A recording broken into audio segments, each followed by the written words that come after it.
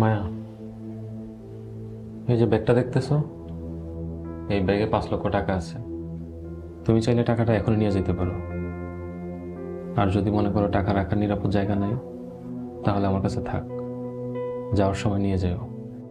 না, টাকাটা আমার কাছেই থাকুক। ঠিক আছে, তাহলে তুমি এখনই নিয়ে যাও।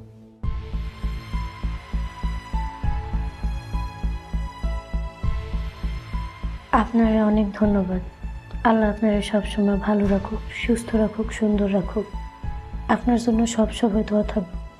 মায়া, তুমি বাড়ি ছেড়ে চলে যাওয়ার সময় তোমার ঠিকানা দিয়ে যাও, যাতে তালাকের পেপার পাঠাইতে পারি।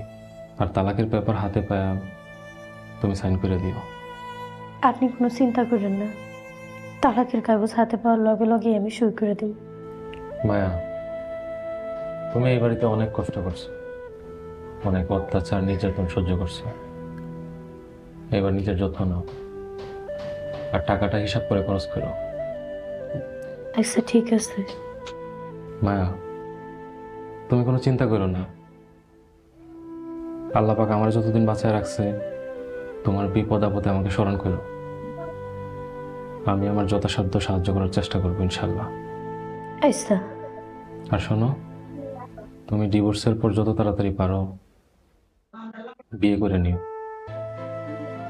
আর তোমার বিয়ের একটা খরচের অংশ আমি দিতে চাই, তুমি আমাকে জানাও।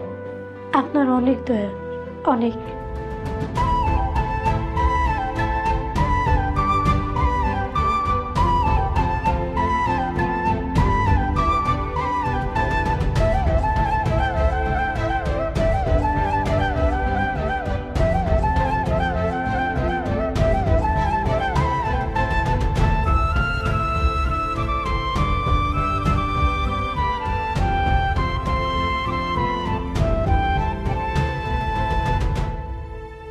আল্লাহ, তুমি আমার মনের আশা পূরণ করে দাও।